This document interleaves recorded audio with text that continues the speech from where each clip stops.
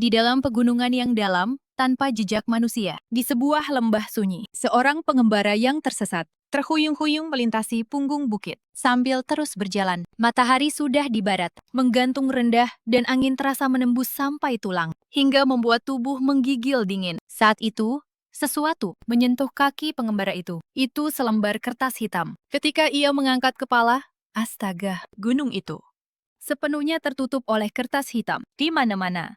Di setiap ranting, di setiap celah batu, di antara semak-semak, di sela-sela rerumputan. Seolah ada seseorang membalikkan keranda dari langit. Ribuan, puluhan ribu lembar kertas hitam tergantung dan berkibar tertiup angin. Dengan tangan gemetar pengembara itu mengambil salah satu lembaran itu. Begitu ujung jarinya menyentuh, padahal sedang musim panas, rasa dingin merayap dari ujung jari hingga memenuhi tubuhnya. Kertas itu lembab, padahal tidak hujan. Namun seolah ada seseorang membasahinya dengan air mata hingga basah kuyup. Di bawah cahaya bulan yang samar, tulisan mulai terlihat.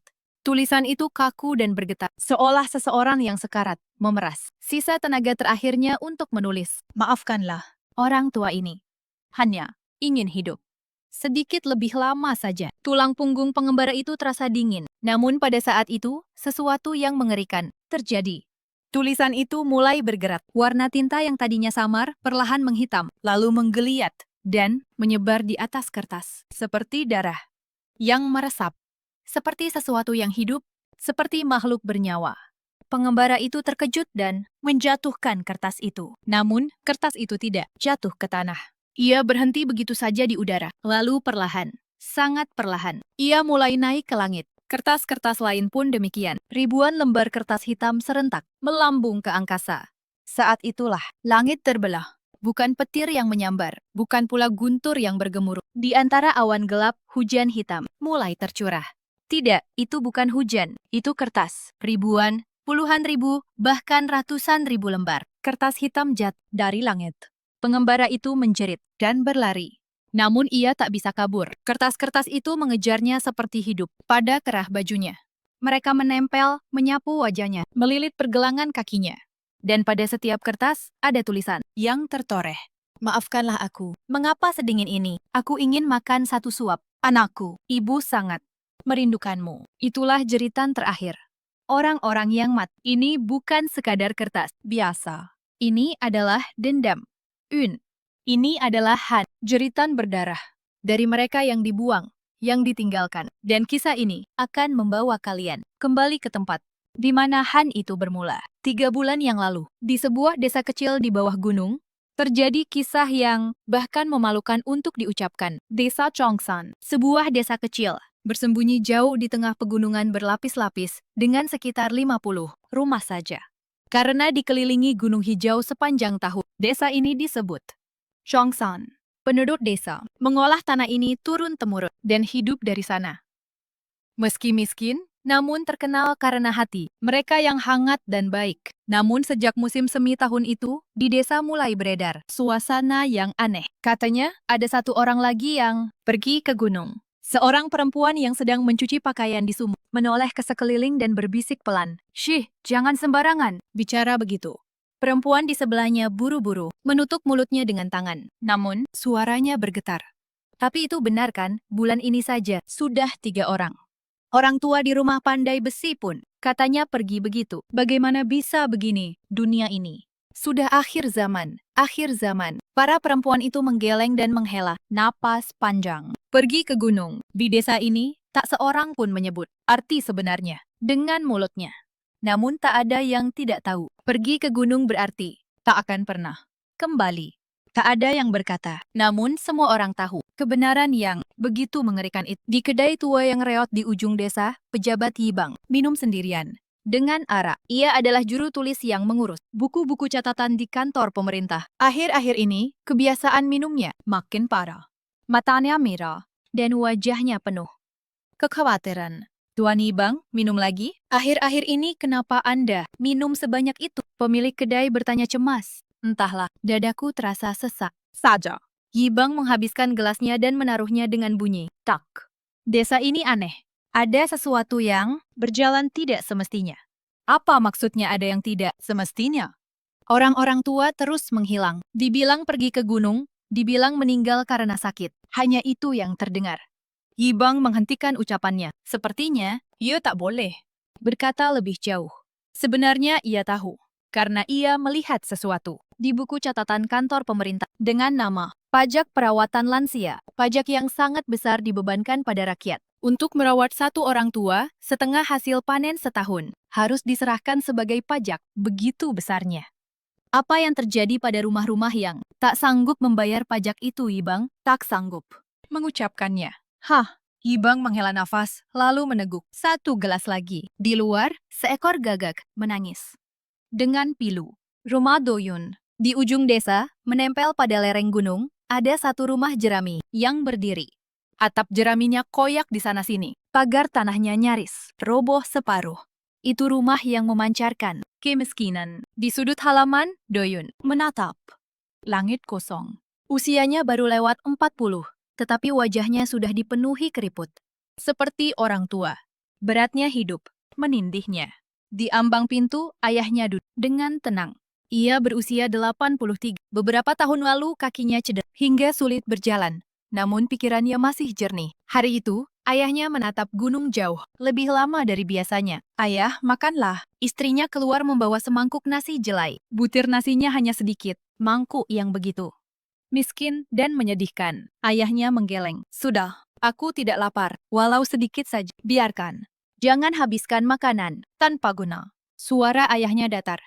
Seolah ia sudah tahu semuanya, suara yang dipenuhi kepasrahan. Dada Doyun seakan runtuh. 3 hari sebelumnya, seorang juru tulis dari kantor pemerintah datang. Apakah kamu Doyun? Ini pemberitahuan. Pajak perawatan lansia. Terimalah. Selembar kertas disodorkan dengan dingin. Begitu Doyun menerimanya, kakinya hampir tak sanggup berdiri. 5 karung beras. Dalam keadaan di mana 2 karung pun sulit disisihkan dari hasil setahun. 5 karung. Terasa mustahil. Ini terlalu banyak. Bagaimana mungkin kami? Hukum adalah hukum. Jika mau merawat orang tua, bayarlah pajaknya. Juru tulis itu mendengus dingin. Kalau tidak bisa membayar, ia menghentikan kalimatnya, lalu menunjuk ke arah gunung. Kalian semua paham maksudnya. Kamu pun putuskan sendiri. Doyun tak sanggup menjawab. Malam itu ia tak bisa tidur. Di kamar, istrinya pun terjaga sepanjang malam. Mereka tak berkata apapun. Namun mereka tahu, tak ada cara menyediakan 5 karung beras. Jika pajak itu dibayar, keluarga ini akan mati kelaparan. Jika tidak, rumah ini akan dirampas oleh kantor pemerintah. Setelah 2 malam tanpa tidur, Doyun berlutut di depan ayahnya. Ayah, mulutnya tak mau terbuka. Tenggorokannya seperti tersumbat. Ayah, aku. Ayahnya lebih dulu berkata, aku sudah tahu, sejak lama, bahwa aku harus pergi ke gunung. Doyun tak sanggup mengangkat kepala. Ayahnya berkata, tidak apa-apa, aku baik-baik saja. Ayah, aku tidak menyalahkanmu. Aku tidak bisa menyalahkanmu. Ayahnya mengangkat wajah anaknya. Tangan tua yang kering itu, namun tetap hangat. Aku harus menyalahkan dunia ini. Bagaimana mungkin aku menyalahkan anak kandungku sendiri? Air mata mengalir dari mata Doyun. Ayahnya hanya tersenyum. Senyum yang sedih. Senyum yang teramat sedih. Hari itu pun tiba. Kabut pagi menyelimuti desa. Matahari hendak terbit di balik pegunungan. Namun karena kabut, desa tetap remang-remang. Doyun menggendong ayahnya. Menurut adat desa, orang tua harus diangkut dengan tandu. Namun Doyun tak sanggup. Setidaknya di perjalanan terakhir ini, ia ingin menggendong ayahnya di punggungnya sendiri. Ayahnya terasa seringan bulu. Sejak kapan tubuhnya sekecil ini? Tulang-tulangnya terasa jelas di punggungnya. Ringannya tubuh itu justru membuat dada Doyun semakin berat. Anakku, apa aku berat? Tidak ayah. Doyun menggertakkan giginya. Ia takut suaranya bergetar. Takut tangisnya pecah. Keduanya mendaki jalan gunung tanpa sepatah kata. Desa sunyi. Tak seorang pun keluar rumah. Karena semua orang tahu. Karena mereka percaya, tidak melihat adalah sebuah kesopanan. Atau sebenarnya, karena mereka takut suatu hari nanti, mereka akan berada di posisi yang sama. Jalan gunung terjal, akar dan batu mengait kaki, duri-duri menggores kulit. Napas Doyun menjadi kasar, namun ia tak boleh berhenti. Jika berhenti, Ia takut takkan sanggup melangkah lagi. Anakku, setelah berjalan cukup lama, ayahnya akhirnya berbicara. Ya, ayah. Apakah kamu melihat pohon Zelkova itu? Di tempat yang ditunjuk, berdiri sebatang pohon Zelkova yang tua. Pohon raksasa berusia ratusan tahun. Di bawah pohon itu, kamu pertama kali belajar berjalan. Aku tak akan lupa betapa bahagianya aku melihatmu berjalan tertatih-tatih ke arahku. Aku berpikir, ah, anakku, benar-benar tumbuh. Air mata panas mengalir dari mata Doyun. Anak yang dulu belajar berjalan, kini menggendong ayah tua ini naik ke gunung. Ayahnya terdiam sejenak. Hebat sekali, anakku. Kau sungguh anak yang hebat. Ayah, jangan menangis. Tangan ayahnya menepuk bahu Doyun perlahan. Itu bukan salahmu. Sama sekali, bukan salahmu. Tangan itu bergetar, namun tetap hangat. Cinta seorang ayah pada anaknya masih tetap menyala. Di hutan gunung yang dalam, di sebuah lembah sunyi yang tak pernah dilewati manusia, ada sebuah gubuk tua berdiri. Tak ada yang tahu siapa yang membangunnya. Sejak kapan ada, tak seorang pun tahu. Namun penduduk desa mengetahui satu hal, tempat ini adalah untuk mereka yang pergi ke gunung. Doyun membaringkan ayahnya di dalam gubuk. Di dalamnya hanya ada selimut usang, sebuah kendi air, dan sedikit makanan untuk bertahan beberapa hari. Semua itu dipersiapkan oleh Doyun sendiri. Beristirahatlah dengan tenang di sini. Kata-kata itu nyaris tak keluar. Dadanya tercekik oleh tangis. Ayahnya menatap sekeliling, lalu mengangguk. Ya, tempat ini baik. Gunungnya indah.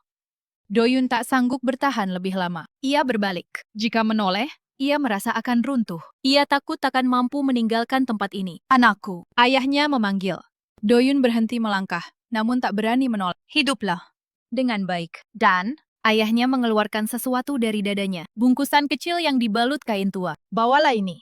Ketika Doyun menerimanya, di dalamnya ada sebuah cincin perak. Cincin tua yang warnanya telah pudar. Itu milik ibunya. Satu-satunya peninggalan yang ditinggalkan ibu saat wafat. Ayah, ini, jualah ini, belikan nasi untuk anakmu. Jangan sampai cucuku kelaparan.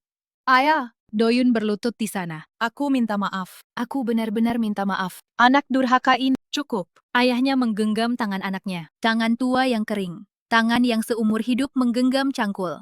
Ayahmu ini sudah hidup 80 tahun. Tak ada yang perlu disesali. Ayahnya menggenggam tangan Doyun lebih erat. Hiduplah bahagia. Itulah permintaan terakhirku. Ayah, pergilah. Cepatlah pergi. Ayahnya melepaskan tangan, lalu menatap gunung yang jauh di luar jendela. Doyun keluar dari gubuk. Ia turun gunung tanpa menoleh lagi. Langkahnya tak mau bergerak. Kakinya terasa seberat 1000 batu. Namun ia tetap berjalan. Karena jika berhenti, ia merasa akan kembali naik. Air mata menutup pandangannya. Namun ia tetap berjalan. Di dalam gubuk, ayahnya duduk dengan tenang.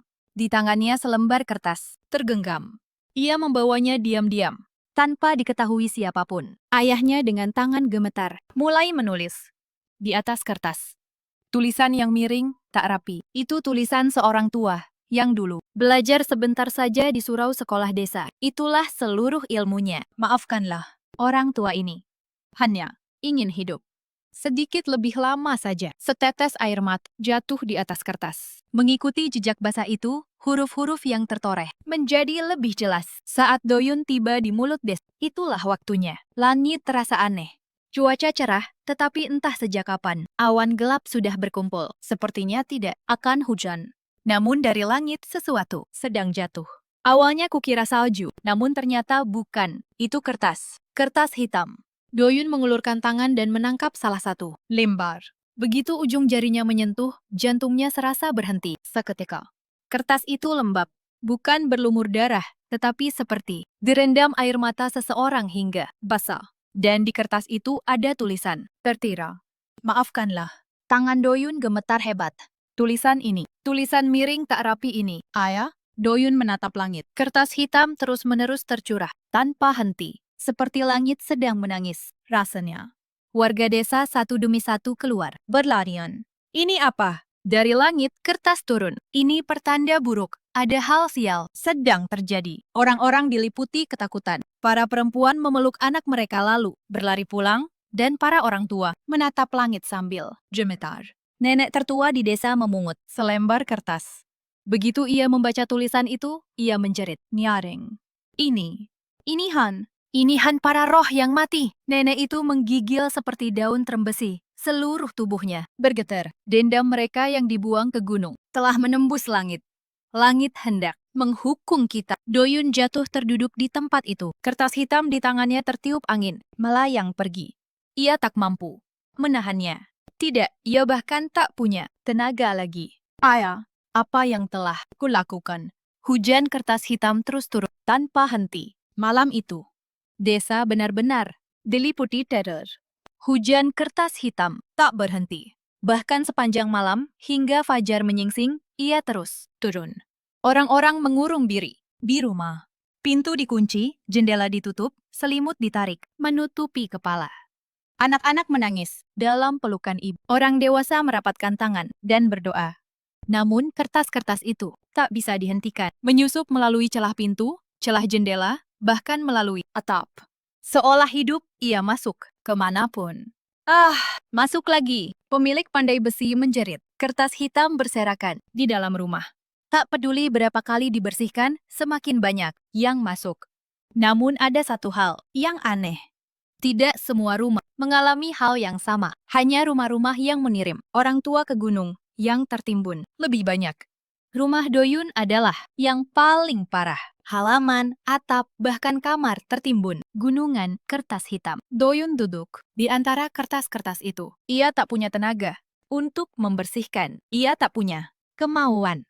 Istrinya mendekat. Suamiku, jangan sentuh aku. Suara Doyun dingin. Aku pembunuh. Ayahku sendiri. Anak durhaka. Itu bukan. Jangan sentuh aku. Doyun menjerit.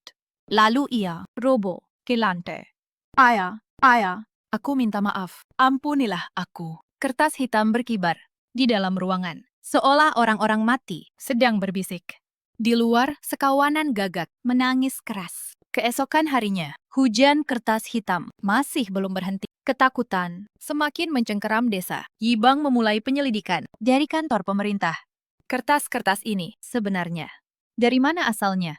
Ia menyorot beberapa lembar ke bawah matahari. Ini bukan kertas biasa, bukan hanji, bukan pula kertas jendela. Juru tulis di sampingnya berkata, "Kalau begitu, apa ini?" Aku tidak tahu. Seperti kertas, tapi juga seperti kain. Yang paling aneh, Yibang menggosok permukaan kertas itu. Tak bisa disobek, tak bisa dibakar. Mata Yibang membelalak. Apa katamu? Cobalah sendiri. Yibang menarik kertas itu. Benar, seberapapun kuat ia, tak robek. Ini bukan hal biasa. Ini. Yibang membaca tulisan di atasnya. Aku tak ingin mati. Tolong selamatkan aku. Ini adalah dendam manusia. Bulu kuduk Yibang berdiri. Dendam para orang tua yang dibuang ke gunung telah menjadi kertas. Yibang mengumpulkan seluruh penduduk desa. Saudara-saudara, aku tahu apa yang terjadi. Suaranya bergetar, namun tegas. Aku tahu apa yang dipaksa oleh pajak perawatan lansia. Orang-orang mulai berbisik. Aku tahu apa yang telah kita lakukan. Tuan Yibang, itu jangan disembunyikan. Yibang berteriak. Aku melihat catatan itu. Aku tahu betapa kejamnya pajak itu. Betapa menderitanya rakyat. Dan aku tahu pilihan apa yang kalian ambil. Keheningan jatuh. Keheningan berat seperti timah. Pemilik pandai besi membuka mulut. Kami tak punya pilihan. Kami tak sanggup membayar pajak. Jika kami bayar, seluruh keluarga akan mati kelaparan. Aku juga begitu. Aku mengirim ibuku ke gunung. Satu orang, dua orang, pengakuan mulai bermunculan. Aku juga, ayahku, hamba juga, hampir 20 orang telah melakukan dosa yang sama. Yibang menghela napas. Aku mengerti. Aku tak bisa menyalahkan kalian.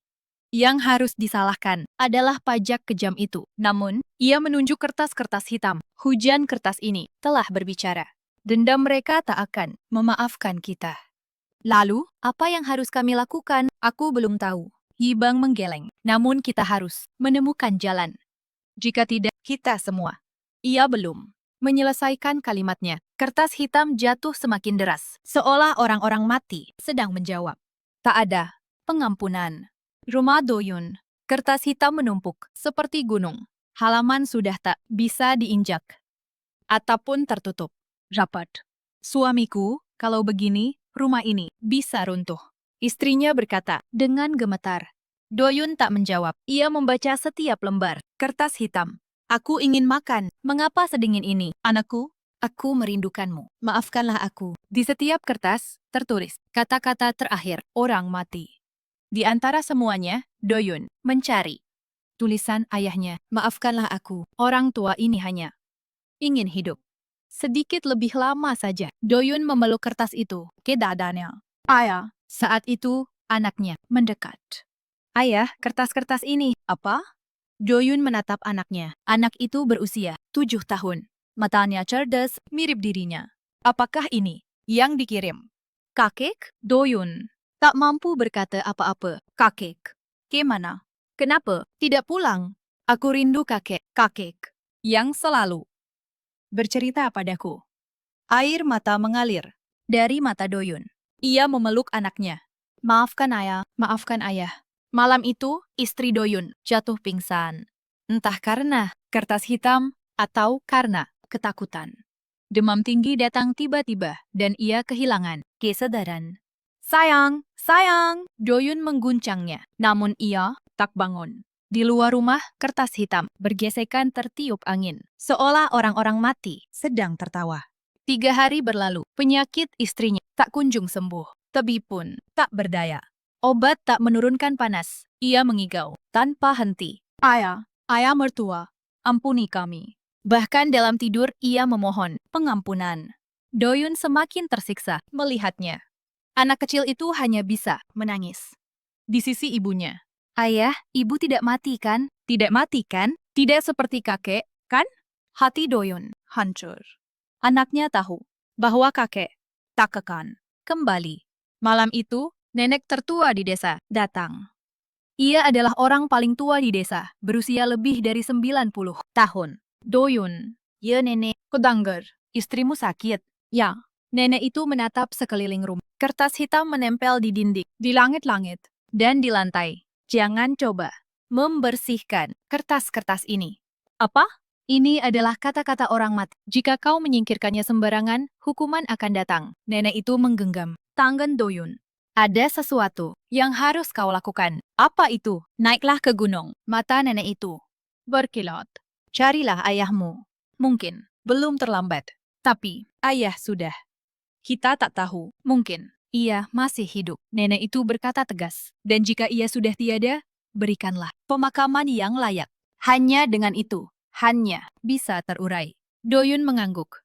Ia pun mengambil keputusan. Ia harus naik gunung lagi. Ia harus menemukan ayahnya. Keesokan, subuh. Doyun menuju gunung.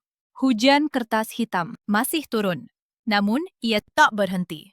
Kertas-kertas itu menyapu wajahnya, menempel di pakaian, melilit pergelangan kaki. Namun ia terus berjalan. Ayah, tunggulah aku. Anak durhaka ini datang menjemputmu. Jalan gunung lebih ganas daripada sebelumnya. Bukan hanya jalan, seluruh gunung telah berubah. Pohon-pohon mengering hitam, ramput, layu dan mati. Tak ada suara burung, tak ada suara serangga. Aura kematian menyelimuti seluruh gunung. Doyun tiba di tempat. Gubuk itu dulu berdiri, namun gubuk itu tak ada. Tidak, ia telah runtuh. Balok kayu lapuk dan jerami berserakan di tanah. Ayah, Doyun berteriak. Ayah, di mana ayah? Tak ada jawaban. Ia mengacak reruntuhan gubuk, mencari jejak ayahnya.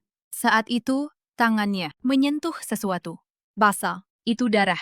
Noda merah gelap menyebar di tanah. Ayah, Doyun menjerit. Jejak darah itu berawal dari gubuk, lalu memanjang ke dalam gunung. Seolah-olah seseorang diseret pergi. Doyun mengikuti jejak darah itu. Napasnya tersengal, kakinya gemetar. Namun ia tak bisa berhenti. Jejak darah itu berlanjut hingga ke dalam gunung yang terdalam. Lembah sunyi tanpa jejak manusia. Bahkan binatang pun tak mendekat. Di sana, berdiri sebuah pertapaan kecil. Pertapaan tua dan sederhana, namun jelas ada tanda kehidupan. Di sini, saat Doyun berdiri di depan pertapaan, seorang biksu keluar dari dalam. Seorang biksu tua, janggutnya panjang hingga dada. Tatapannya dalam dan tenang. Kau telah datang, biksu itu berkata, seolah-olah ia sudah tahu Doyun akan datang. Biksu, aku. Aku tahu, biksu itu mengangguk. Kau datang mencari ayahmu, bukan? Jantung Doyun serasa jatuh. Ayahku, di mana ayahku? Ikuti aku. Biksu itu melangkah. ke belakang pertapaan. Doyun mengikutinya dengan kaki gemetar. Di belakang pertapaan ada bukit kecil, dan di sana puluhan makam batu berdiri. Doyun membeku. Ini adalah makam orang-orang tua yang dibuang ke gunung. Biksu itu berkata datar, sejak 10 tahun lalu, aku tinggal di sini. Selama itu, aku merawat lebih dari 100 orang. 100? Ya. Mereka semua ditinggalkan oleh anak-anak mereka. Biksu itu menunjuk makam. Jika kutemukan mereka roboh di gubuk, aku membawanya ke sini. Yang masih hidup, kurawat. Yang wafat, kuberikan pemakaman. Doyun tak bisa bernapas. Ayahku, beliau ada di sini. Biksu itu berhenti di depan sebuah makam kecil. Sebuah makam sederhana, di depannya tertancap papan kayu. Tetua keluarga Do, hanya 4 kata. Itu adalah ayah Doyun. Doyun berlutut. Ia menangis, merong. Ayah, ayah. Tangisan itu menusuk langit, seolah-olah seluruh gunung ikut menangis. Biksu itu berdiri diam, menunggu, hingga tangis itu reda. Doyun bersujud di depan makam ayahnya. 1 kali, 2 kali, 100 kali, 1000 kali. Tangannya melepuh dan lututnya terkelupas. Tetapi ia tidak berhenti. Maaf ayah, mohon maafkan aku. Dan ia pun bersujud di depan semua makam yang lain juga. Lebih dari 100 makam. Doyun bersujud satu persatu. Maaf, semua orang tua. Mohon maafkan kami. Matahari terbenam dan bulan terbit. Bulan tenggelam dan matahari terbit. Doyun bersujud sepanjang malam. Ketika ia berdiri di depan makam terakhir, langit mulai berubah. Kertas hitam perlahan menjadi putih, hitam pekat memudar. Lalu warna putih seperti salju menyebar. Biksu itu berkata, lihatlah, para orang tua telah menerima ketulusanmu. Kertas putih turun dari langit, berbeda dari kertas hitam. Ia ringan, hangat, dan nyaman di kulit. Seperti salju turun, tidak seperti sentuhan tangan orang tua, rasanya. Doyun menatap langit. Ayah, terima kasih. Doyun kembali ke desa. Kertas putih menerangi jalannya. Saat tiba di desa, orang-orang sudah berkumpul di sana. Wajah mereka semua terkejut. Kertas hitam berubah jadi putih. Apa yang terjadi? Apakah langit telah memaafkan kita? Doyun berdiri di depan mereka. Saudara-saudara, suaranya bergetar, tetapi tegas. Aku sudah naik ke gunung, dan aku bertemu ayahku. Ayahku telah wafat. Namun beliau memaafkanku. Doyun menyeka air mata. Dan di gunung ada semua orang tua yang kita buang. Lebih dari 100 orang. Mereka menunggu kita lalu wafat. Di antara orang-orang terdengar helaan napas dan tangis. Kita harus bertobat. Kita harus menebus dosa. Satu demi satu, orang-orang maju dan mengaku. Aku juga. Aku mengirim ayahku. Pengakuan demi pengakuan. Terdengar. Ibang maju ke depan. Saudara-saudara, ini bukan hanya kesalahan kita. Di tangannya ada setumpuk dokumen. Ini adalah rencana yang dibuat oleh kantor pemerintah. Mereka menekan kita dengan nama pajak perawatan lansia. Benarkah itu? Ada buktinya. Ibang membentangkan dokumen itu. Ini sudah direncanakan sejak 10 tahun lalu. Mereka membuat kita tak sanggup menanggung pajak, lalu mencoba mengurus para orang tua secara alami. Orang-orang pun marah. Keji sekali. Jadi kita yang ditipu. Tapi, Doyun berbicara, kita tidak bisa hanya menyalahkan kantor pemerintah. Orang-orang menoleh. Walau ada tekanan yang membuang orang tua, tetaplah kita. Suara Doyun bergetar, namun tatapannya tegas. Orang yang menyerahkan pisau itu memang jahat. Tapi yang menikam dengan pisau itu adalah kita. Kita harus bertanggung jawab. Benar, pemilik pandai besi mengangguk. Kita harus bertanggung jawab. Warga desa semuanya naik ke gunung, ke pertapaan tempat biksu itu tinggal. Biksu itu sudah menunggu mereka. Kalian sudah datang. Biksu, kami datang, kata Doyun. Bolehkah kami membawa pulang para orang tua? Tentu saja, mereka pun pasti telah menunggu kalian. Biksu itu menunjuk kuburan batu. Orang-orang mencari makam orang tua mereka. Dan dengan penuh hormat, mereka mengangkat tulang belulangnya. Ayah, anak durhaka ini datang menjemput. Ibu, sekarang mari pulang. Maafkan aku, tolong. Seluruh gunung dipenuhi suara tangis. Di langit, kertas-kertas putih turun. Seolah-olah para orang tua yang telah tiada sedang menghibur anak-anaknya. Orang-orang yang kembali ke desa mulai menyiapkan pemakaman. Lebih dari 100 tulang belulang. Desa itu miskin, namun semuanya mengumpulkan tenaga. Pakai saja beras di rumahku. Aku akan menyumbang kain. Aku yang menyiapkan araknya. Warga desa menjadi satu. Tetangga yang seumur hidup saling berpura-pura tak kenal. Kini saling menggenggam tangan. 3 hari kemudian, di pintu masuk desa, sebuah altar besar dipasang. Lebih dari 100 papan arwah diletakkan berjajar. Seluruh warga desa berkumpul. Bukan hanya mereka yang pernah membuang orang tua, tetapi semua orang datang. Anak-anak, orang-orang tua, seluruh desa berlutut di depan altar. Upacara pemakaman dimulai. Doyun maju duluan dan bersujud untuk ayah dan untuk semua orang tua yang ada di sini. Suaranya bergetar. Kami bersalah. Kami benar-benar bersalah. Mohon ampuni kami. Mohon ampuni kami. Lalu seluruh warga bersujud bersama. Tangisan pecah di mana-mana. Pada saat itu, di langit, kertas putih mulai berubah. Kertas-kertas putih berubah menjadi cahaya tipis, lalu menghilang. Perlahan-lahan, biksu itu berkata pelan, mereka sudah menerima ketulusan kalian. Sejak hari itu, desa Chongsan berubah. Kantor pemerintah tak bisa menyembunyikan lagi rencananya. Dokumen yang dibawa Yiba menjadi bukti. Warga desa pergi bersama ke kantor pemerintah. Mereka menangis, namun mereka juga marah. Kembalikan pajak itu. Hentikan pajak perawatan lansia. Kami tidak akan membuang orang tua kami lagi. Perkara itu akhirnya sampai ke telinga pejabat tinggi. Orang-orang di kantor pemerintah yang merancangnya satu persatu dihukum. Pajak perawatan lansia dihapuskan. Dan di desa itu tak ada lagi orang tua yang pergi ke gunung. Namun, kertas-kertas itu tidak hilang sepenuhnya. Kadang-kadang, pada malam yang sunyi, selembar kertas putih turun pelan-pelan di halaman rumah Doyun. Di atas kertas itu selalu ada tulisan, bukan lagi, maafkan aku, melainkan, aku baik-baik saja. Aku menontonmu. Jangan menangis. Doyun selalu membaca tulisan itu dengan tangan bergetar. Lalu ia menyimpannya di peti dengan sangat hati-hati. Akhirnya, musim semi pun datang. Angin yang dulu menusuk tulang berubah hangat. Gunung yang dulu hitam dan mati kembali berwarna hijau. Burung-burung bernyanyi, serangga pun bersuara. Seolah-olah gunung yang pernah memikul kesedihan besar akhirnya bisa bernapas lagi. Doyun memandang gunung itu dan berbisik, "Ayah, aku akan hidup dengan benar." Suatu hari, anak kecil Doyun berkata, "Ayah, aku ingin pergi ke makam kakek." "Baik, kita pergi." Doyun dan anaknya bergandengan tangan pergi ke makam. Kini, sebuah batu nisan yang layak telah berdiri. Itu dibuat bersama oleh warga desa. Makam mendiang. Tuan Do, anak itu berlutut di depan makam. "Kakek, aku cucumu." "Hello." Ia menyatukan tangan kecilnya dan bersujud. "Aku sangat rindu kakek. Aku masih ingat waktu dulu kakek mendudukanku di pangkuan dan bercerita." Mata Doyun dipenuhi air mata. "Kakek, aku akan hidup baik. Aku akan menurut pada ayah dan belajar dengan rajin." Anak itu sungguh-sungguh. Jadi kakek juga. Istirahatlah dengan tenang di surga. Di desa lahir sebuah tradisi baru. Setiap kali musim semi tiba, seluruh penduduk desa pergi ke pertapaan di gunung untuk mengadakan upacara arwah di tempat yang dirawat oleh biksu itu. Anak-anak pun ikut pergi. Dan di sana, kepada anak-anak, mereka menceritakan sebuah kisah.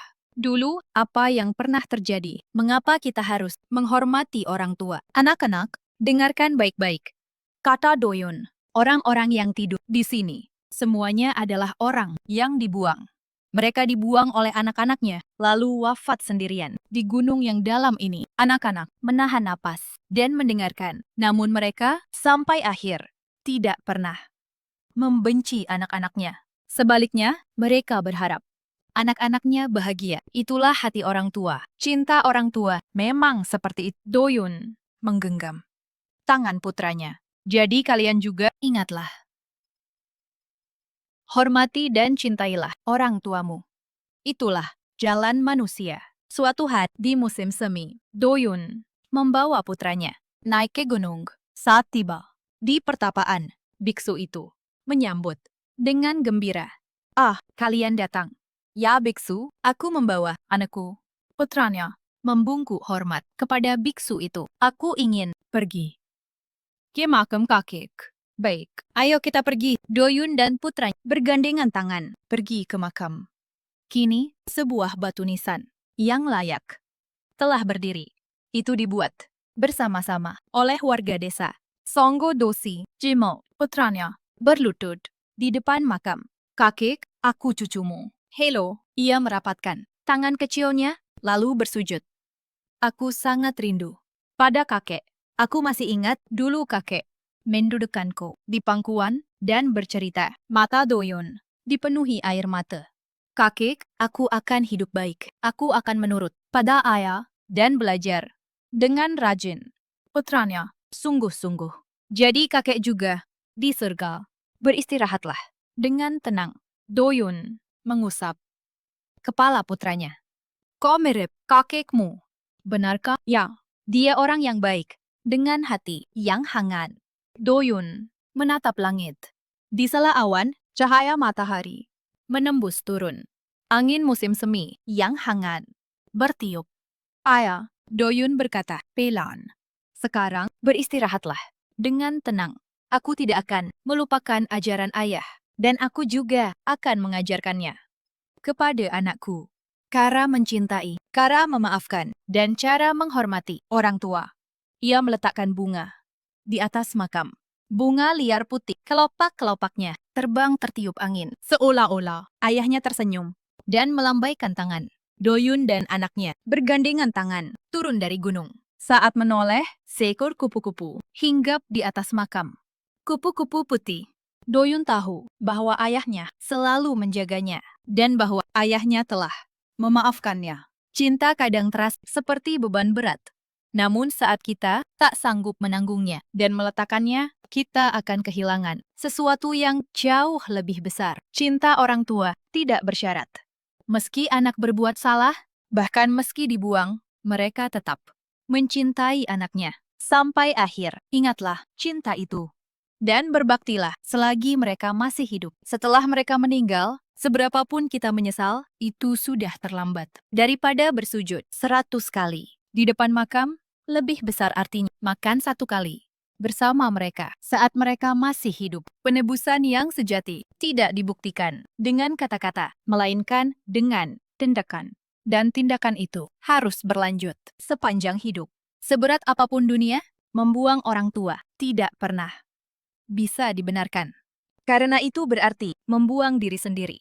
Cintailah orang tua kalian selagi mereka masih hidup. 1 telepon untuk menanyakan kabar 1 kali. Makan hangat bersama, itu tidak sulit. Semoga kisah hari ini pun menjadi gema kecil di hati kalian.